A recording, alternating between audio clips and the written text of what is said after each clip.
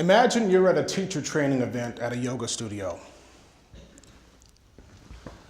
You're sitting in the main practice area with approximately 40 other yoga students and teacher trainees.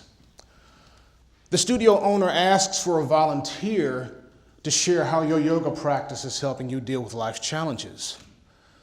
And then something on your heart starts knocking at the door of your soul. You know what it is. In fact, you put it there and locked the door almost a decade prior.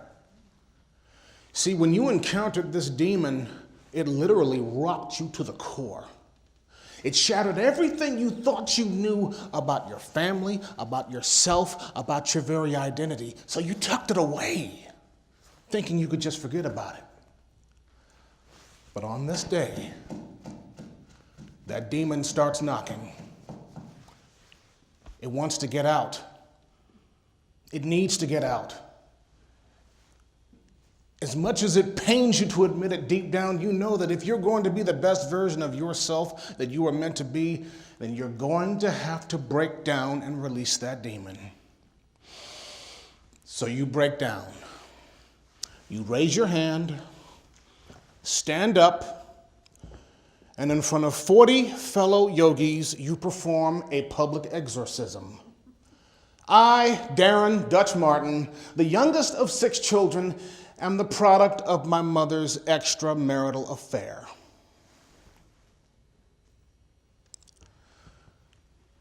My mother passed away in 2000, and her ex-husband, my older sibling's father, Joe Martin, my dad, died in June of 2005. As the family was discussing how his assets would be divided, my eldest living sister, in her greed, let the cat out of the bag when she said, "Darren doesn't deserve any of Joe's money because Joe's not his real father." Discovering the deep, dark family secret about me under those circumstances was bad enough. But realizing that because of my mother's indiscretion, the true identity of the man who sired me is a secret that my mother took to her grave changed everything. It changed how I viewed my family, how I viewed my mother, and how I viewed myself. Fortunately, it was the teachings of yoga that enabled me to do 3 things that I'd like to share with you today. Number 1, accept your story. Yoga has taught me that we all have a story and that we shouldn't be afraid to accept our story, no matter how painful some or all of it may be.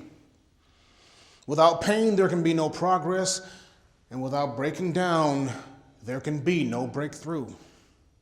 Secondly, own your story. When I began to accept my story, the shame and pain began to subside.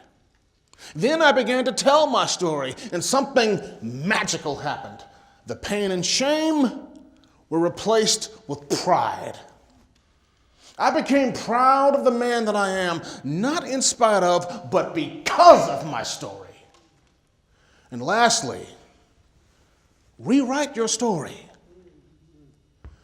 When I married this amazing woman 14 years ago, I began to write a new and exciting chapter in my story. When our phenomenal son, Luther Aziz, was born 7 years ago, January 1st, New Year's Day, I began to write a new and exciting chapter in my story. My story no longer read, Dutch Martin, fatherless son whose mom was unfaithful and the whole family knew it. No.